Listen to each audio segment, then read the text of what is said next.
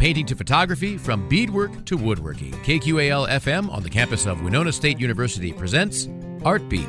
Artbeat highlights the work and accomplishments of local artists from in and around Winona. Support for Artbeat is made possible by the Minnesota Arts and Cultural Heritage Fund. Rochester has a crow problem, and a new documentary film titled The Crows by Tyler Aug highlights the issue, using a mix of humor and facts about crows to ask a serious question. How can Rochester live together with the crows? The film The Crows will be shown at the Grey Duck Theater and Coffeehouse in Rochester this Thursday, December 5th, 2019. The film takes a humorous look at the crow situation, examining attempts to relocate the crows, along with an attempt to bring them into the art community? Anyway, I spoke with Tyler to get a little background on the subject and the filmmaker himself. And before I got a chance to even ask Tyler, he told me, yes, I have been pooped on. I'm Bill Stoneberg with filmmaker Tyler Aug, talking about the film The Crows.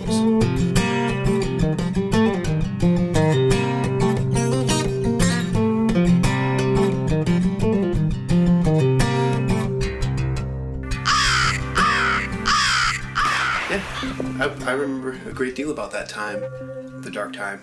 Yeah, I remember that day. Of course I remember the birds. They were everywhere. Crows, yeah, I remember the crows. That was something else.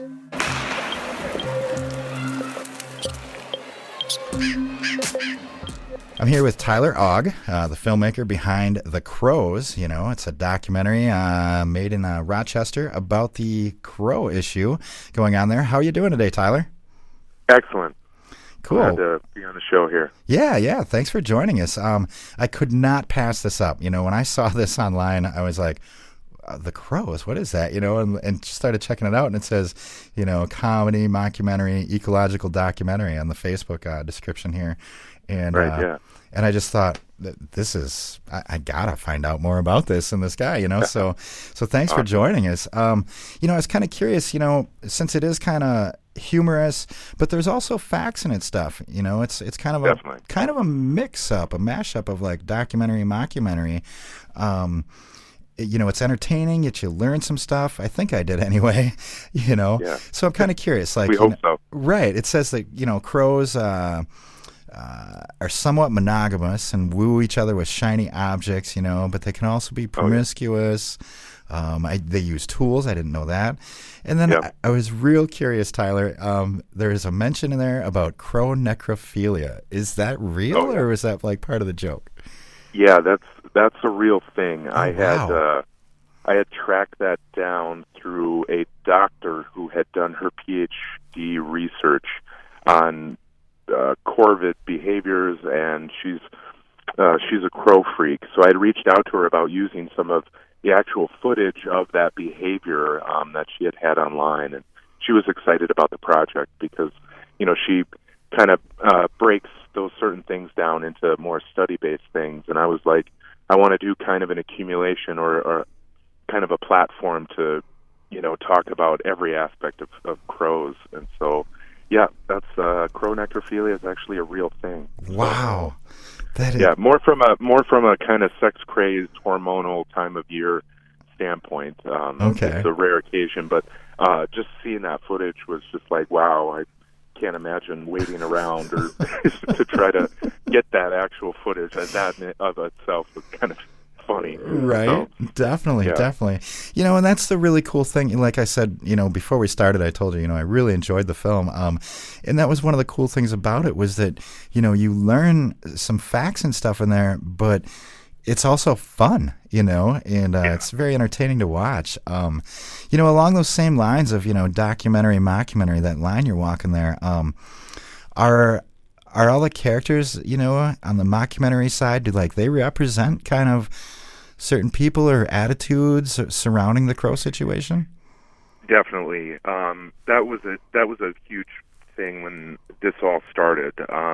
4 years ago, I was kind of living in a neighborhood close to the downtown where a lot of the crows were congregating, and I was walking home one night and got, you know, they just cover the trees, and so when you're walking underneath the trees, they're always startled and they'll move to another tree immediately. Mm-hmm. But with that, when they're taking off, they have a tendency to poop. So I had a night that I was, walking home from the bars and totally got pooped on right down the front of my face. Oh, wow. And so something like that becomes like, what do you do but laugh at that? Mm-hmm. And at that time there had been, so much talk about how bad the poop problem was downtown with employees, and I mean cars were just covered, and the city hadn't even started to address the issue, and that's what kind of started all these efforts, with lasers and hawk noises and trucks driving around in neighborhoods with like those racing the blank pistols. Mm-hmm. I was even downtown last night driving and heard one go off, which is startling to hear a full gunshot downtown. Yeah. And the echo from that.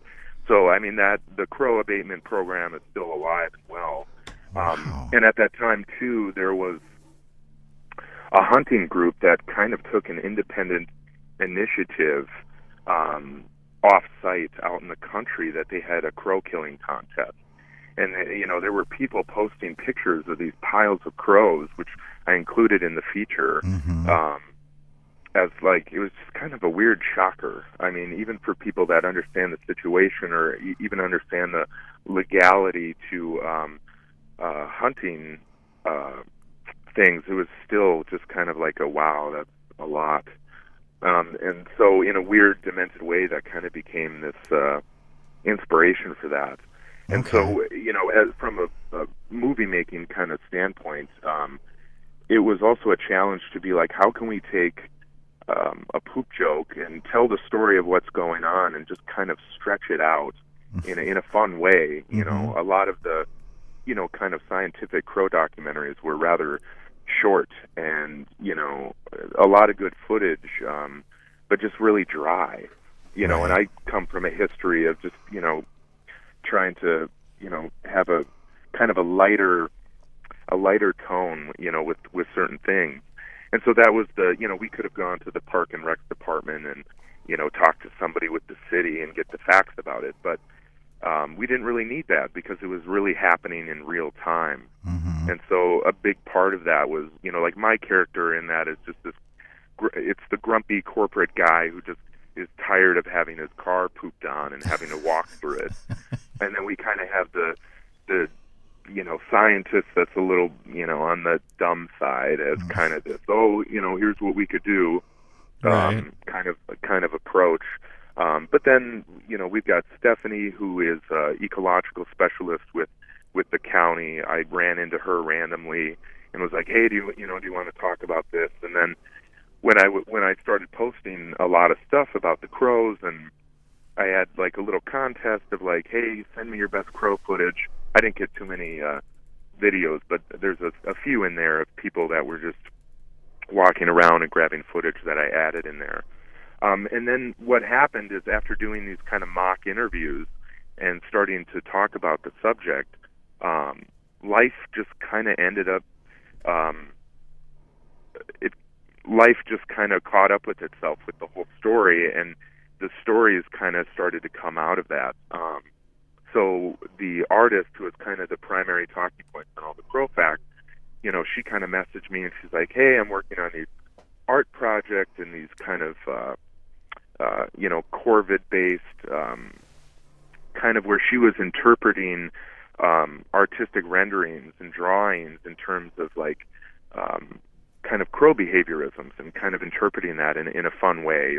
One being there's a shot of them about these crows, perched, and they've got headphones on because Mm-hmm. they kind of talking about how all of their voices are very unique, and we don't hear that. And it sounds kind of like this is awful, distressing, and, Right. and so we don't, we're not thinking of it in terms of a kind of a humanitarian way.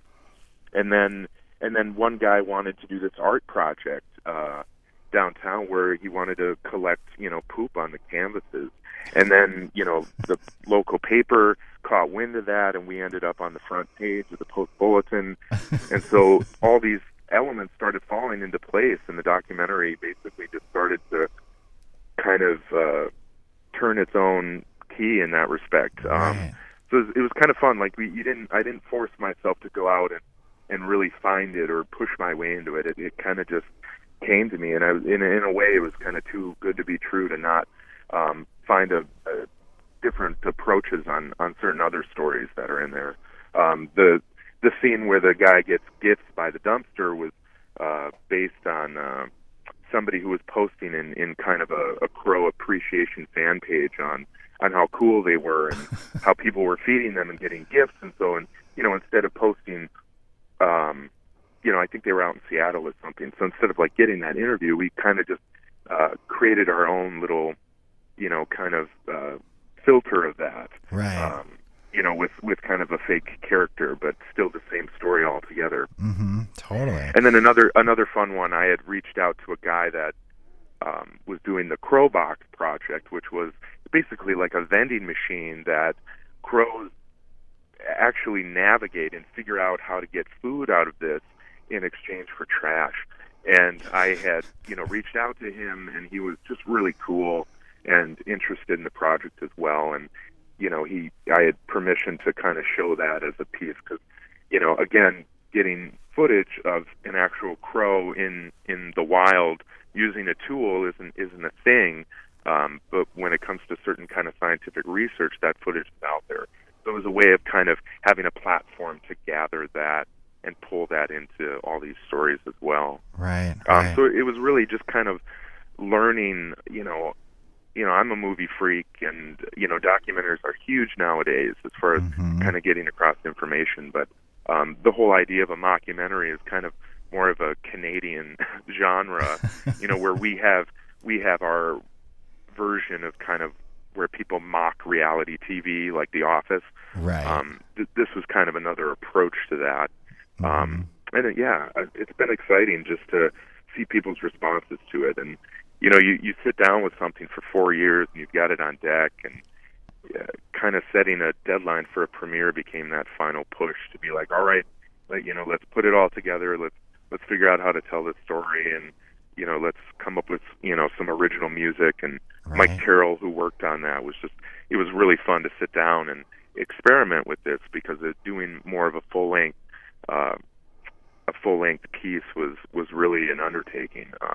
I've spent years doing micro documentaries every other week on like arts and culture in town. Oh, cool. And so this was just kind of taking that discipline and kind of amplifying it in a certain way, or at least having people's trust in the mission.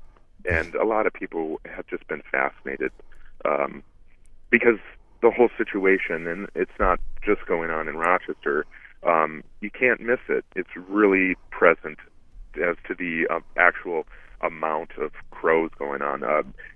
Somewhere in the range of like 30,000 crows that are trying to actually nest, in the area, which is why, the city has been doing a lot to try to kind of spread them out.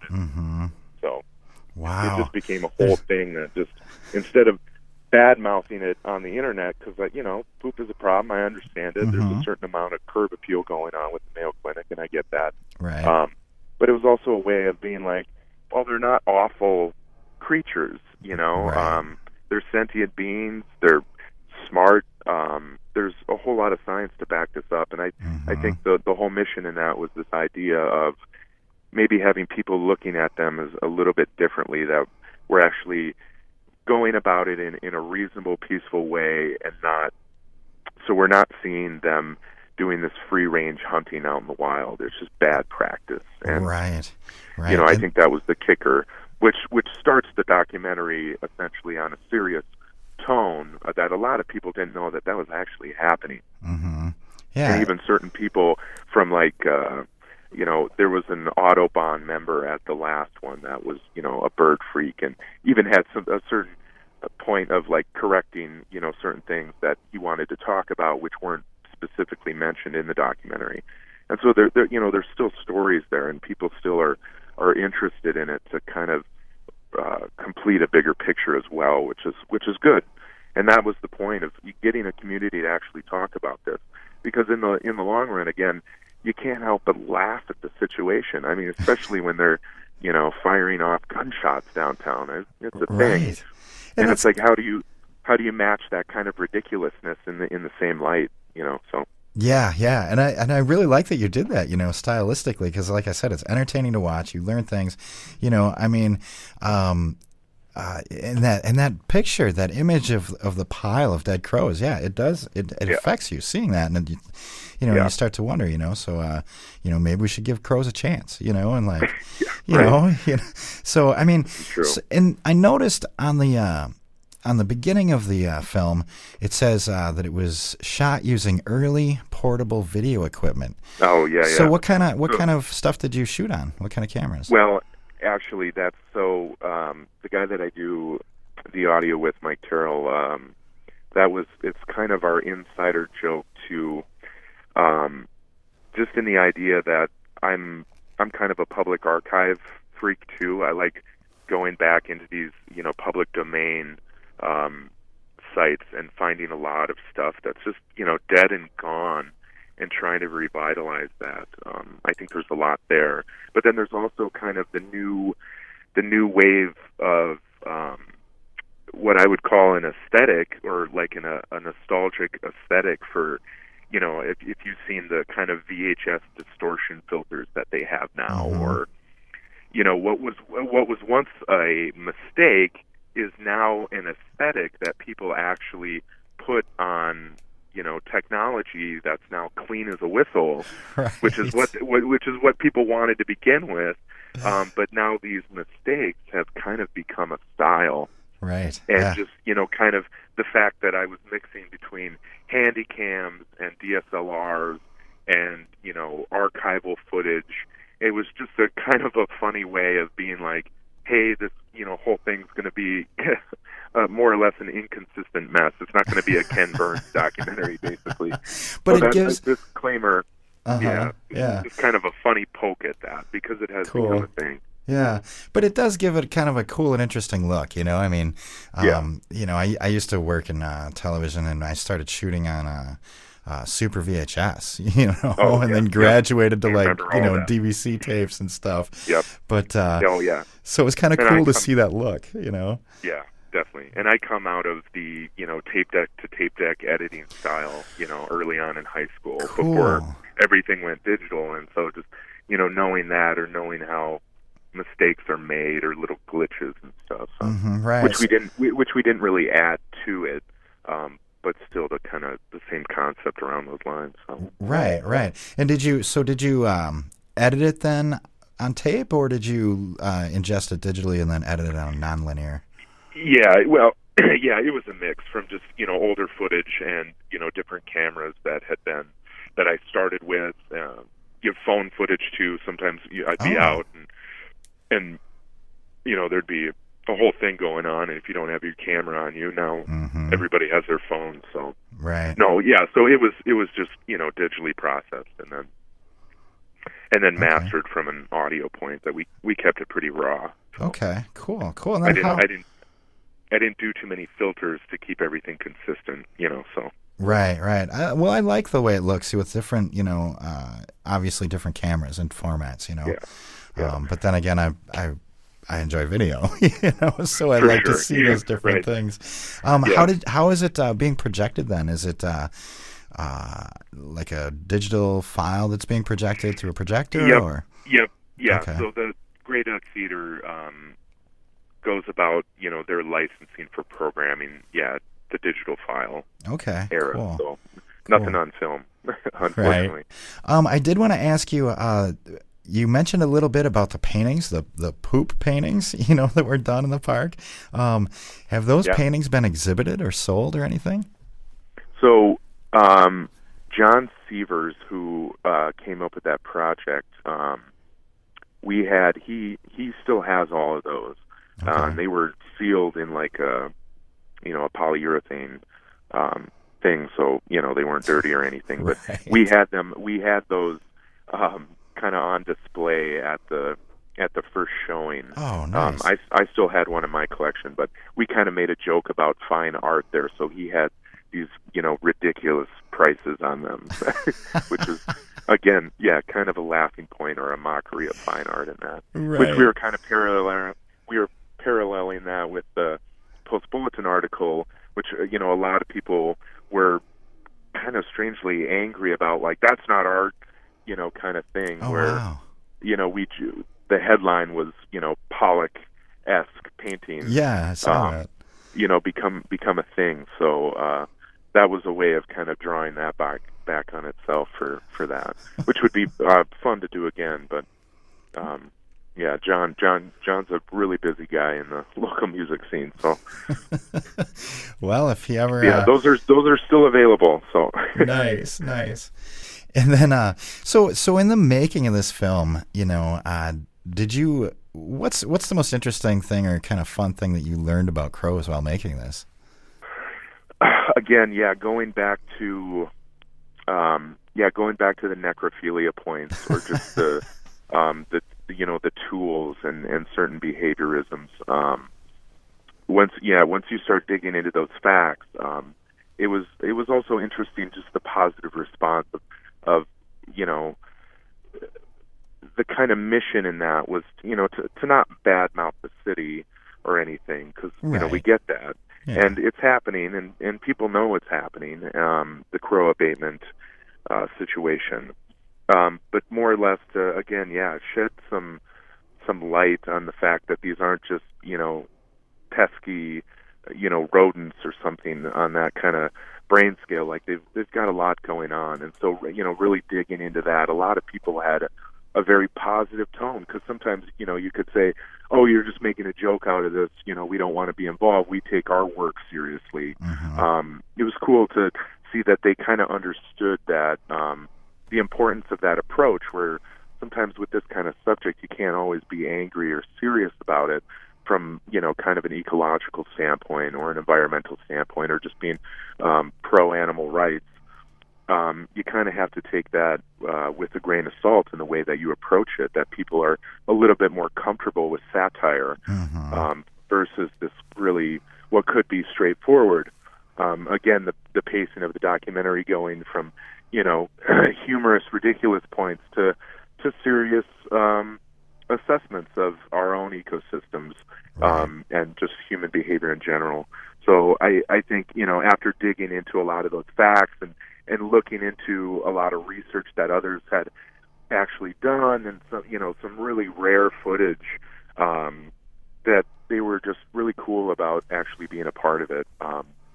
That's one thing you don't think that, it's one thing if Scorsese or Spielberg asked you if they can use your, whatever in their movies, but just having a kind of mutual respect in a project like that, was really just cool. Right. Right. And just to have access to that. So. Yeah, cool. And I just want to throw this out there to people. We're talking about The Crows. I'm talking to Tyler Aug, and he's the filmmaker behind The Crows. It's about a crow situation going on in Rochester, Minnesota here. And the premiere of the film, or the third showing of the film, rather, they've sold out 2 shows already. And the next premiere is going to be this Thursday, December 5th. At 7 p.m. Get tickets through the Grey Duck Theater at greyducktheater.com. That's theater ER. So, Tyler, I also wanted to ask you, so how is the crow situation today? Has it gotten any better?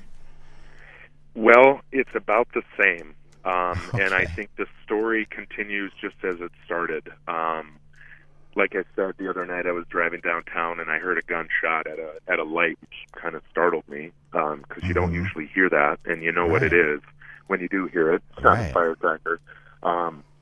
So, again, the Crow Abatement Program, that Olmsted County initiative, is a peaceful, non-threatening way of keeping the crows out of the downtown. And a lot of their programming when it comes to lasers and hawk noises has kind of been established as kind of an alarm clock before employees get downtown in the morning. Oh, wow. So those alarms are like going off at like 5 in the morning, repetitiously, as kind of I call it an alarm clock to get the crows to push out in the mornings, if they've settled on any of the trees downtown. Right. Because that's been the huge thing. Like, you drive around and you shine lasers, and they're going to move from one spot and just settle in another spot. Yeah. And it's kind of come down to what's left of the tree situation in the downtown area.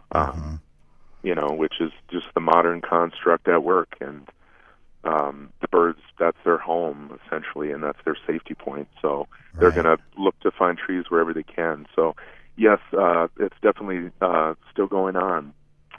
Yeah.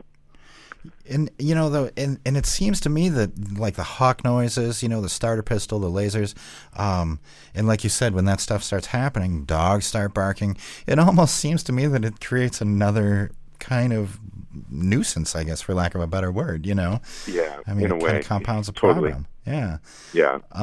So I think there were enough complaints too. There's a few close neighborhoods to some of the parks downtown that from what I understand, they don't drive around those neighborhoods doing that anymore because there really was enough complaints going on that people just couldn't take that. So there are more residential neighborhoods that the crows are settling in now that they just don't do anything about it anymore. They've kind of reconvened to keep it in a certain area, which is downtown. But neighborhoods creep up pretty close to that whole situation regardless. And so how long has the crow situation been going on in Rochester? So if I remember correctly, the photos that I had pulled from that hunting escapade were from about early 2016. Oh, okay. Wow.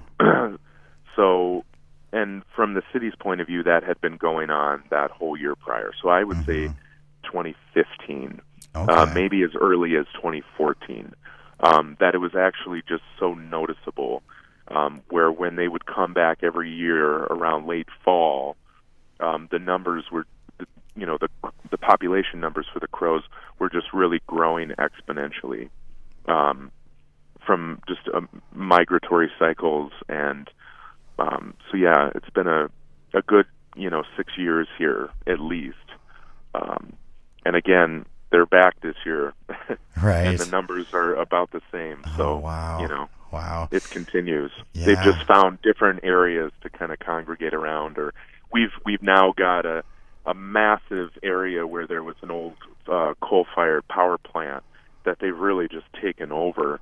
And evening time they come in about the time that it starts getting dark. So around dusk they just start coming in from outside the fields, and it's just a whole thing to watch them come in. You just kind of got to stop your car and watch, because it's just, again, kind of amazing. There's a fascination in that too, which kind of fuels the whole thing that people talk about it, and you can't help but notice it. It's a big deal. Yeah, definitely. And I kind of have an off-the-wall question here for you too. You mentioned the different methods, again, the hawk noises, stuff like that, the starter pistol. Now the Black Crows, if you're familiar with them, are doing a reunion tour in 2020, but it's without their band, blah, blah, blah. There's a lot of hoopla about that. Do you think that these same measures, like hawk noises, lasers, and starter pistols, could stop them as well if we wanted to? If it's that bad, and it's a problem, it's temporarily effective if you want to move them away from any sort of area. I couldn't resist that. I would say yes. Okay, well, maybe we should try that. I couldn't resist that one. Yeah. So Tyler, like I said, I thoroughly enjoyed the film. Very cool. The film is called The Crows, for all you out there, and there is a showing happening this Thursday at the Grey Duck Theater in Rochester, and the showing is Thursday at 7 p.m. That's December 5th. Tickets can be found at greyducktheater.com. And Tyler, do you have any other projects currently in the works now that we might see in the near future here? Well, yeah. This is a whole other interview in and of itself. Right. For the past couple of years, I've kind of been on the Frank Lloyd Wright Trail. Ooh. From a very Midwestern perspective. And this kind of came as, living in Minnesota and close to Wisconsin and Iowa, there's 100 Frank Lloyd Wright structures going on. And the kind of approach on that is not only talking about the ideology of Frank Lloyd Wright in the kind of eco-friendly housing he was building and the environmental movement long before there was an environmental movement. But understanding architecture in terms of the psychological effects of having things that are different and the kind of ecological effects of building smart houses. And now we're at a point where so many homes are coming up for sale and people aren't buying them. Some instances, museums are picking them up, but they're really becoming tourist attractions. And I think there's an importance to kind of eco-friendly tourism and keeping tourism in that respect alive. There's a beautiful hotel in Mason City that the organization put $1 million into, and just now, when everything's said and done, I will eventually have to get a hold of the Frank Lloyd Wright Foundation to get permission to do this. But by all means, it's kind of a positive approach to that kind of tourism. Yeah, that sounds. So I'm really excited about that, and that's still going to be years in the making because we've just finished up photographing all the sites in Minnesota, and we've got them all in Iowa, but we've still got a lot to do in Wisconsin. And there's just such a central core, and the importance of Frank Lloyd Wright's work is not in this kind of romanticized notion of this club or this cult of architecture lovers, but just to kind of appeal to a younger generation that are going to be eventually the caretakers of what is essentially very, very unique American style, you know. Right. Nice. And then I had been on Facebook. There's a page called Rex, R-E-X, and last year I had shot about a half an hour of what were short vignettes, which are going to end up being the chapters in an adaptation of the Oedipus Rex story, which was the old Greek tragedy, which I've kind of turned into a kind of political crime drama where the flashbacks that I've shot of these little, some of them are 10 minutes, some of them are 6 minutes, are just these little stories shot in kind of a film noir style where we don't really quite know what's going on. And I've kind of been pushing them out there. Last year I kind of pushed one out there every month for 6 months as kind of a teaser to what is essentially going to end up being a full-length project. I'm kind of taking the original scripting and kind of modernizing it in a way so it's not just a retelling of the Greek play, but kind of playing off of those elements of the downfall of an important individual and dealing with all the drama that comes with that, with a mix of kind of government LSD testing and, you know, running around and very film noir style. Oh, that sounds really neat. I like that. Cool. Yeah, so we've shot about 6 vignettes utilizing that, and a lot of that was shot in some Frank Lloyd Wright properties and just trying to really create a cool scene, something that is shot in Rochester or nearby where people are like, God, that doesn't look like Rochester at all. So that's going to be something I'll pick up and continue. But something like that, especially with fictional storytelling, it can be very overwhelming, especially in this area, to organize that. There's a lot of theater people, but doing professional shooting like that can be it's an exhausting undertaking if you really want to push it, especially when you don't have a budget. That was another thing of how do we get a lot of local people involved, a lot of businesses involved with helping out on something that just doesn't have a budget, and kind of pushing my goals of filmmaking in general to a different level, or really keeping that kind of independent filmmaking alive and as a resource for people to get involved with. It's hard to find projects on my end of coming out of that world from an academic standpoint and trying to work in that industry.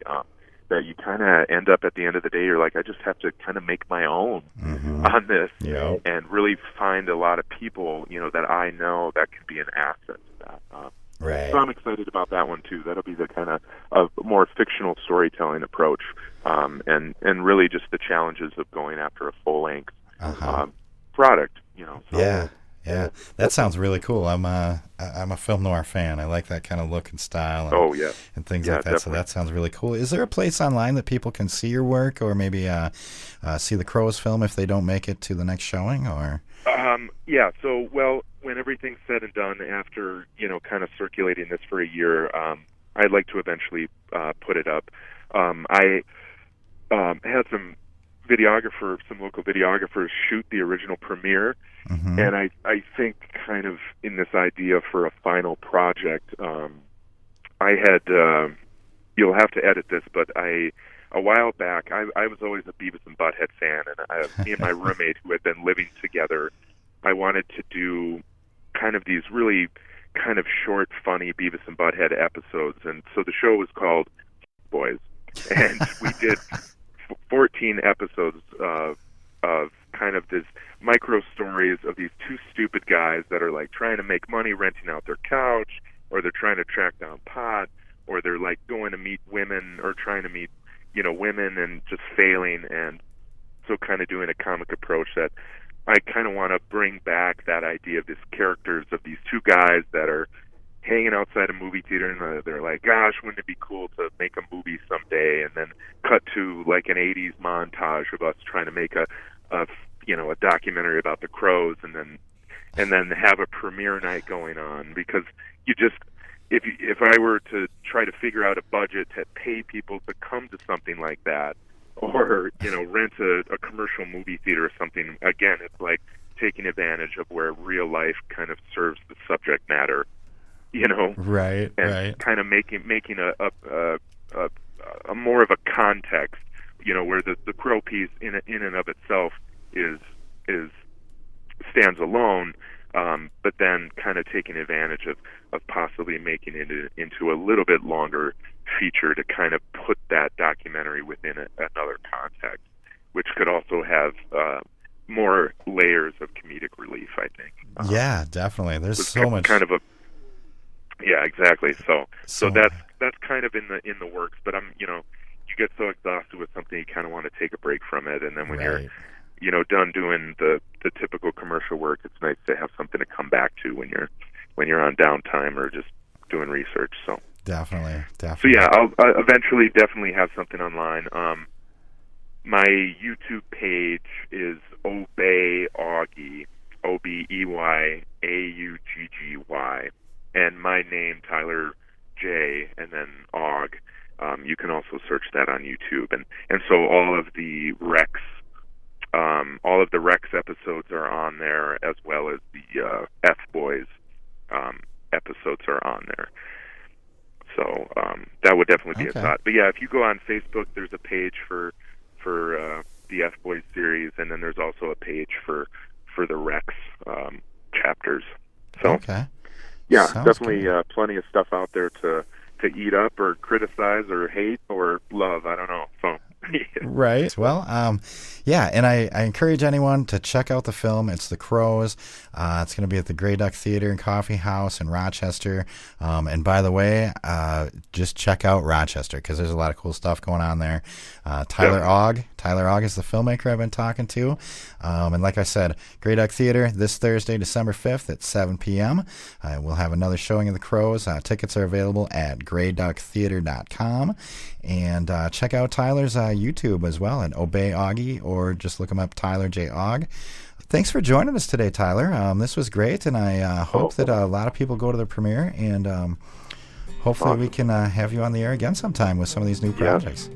Absolutely. Glad to be a part of the show. Thanks again to filmmaker Tyler Aug for joining us today on Artbeat. The film The Crows will be shown at the Grey Duck Theater and Coffeehouse in Rochester this Thursday, December 5th, 2019. For more information on the event, go to the Grey Duck Theater and Coffeehouse Facebook page. For more conversations on art, tune into Artbeat Tuesdays at 12:30 right here on 89.5 KQAL. I'm Bill Stoneberg, and we've just heard from filmmaker Tyler Aug on Artbeat. Artbeat is written and produced by KQAL FM on the campus of Winona State University. Visit us on the web at kqal.org.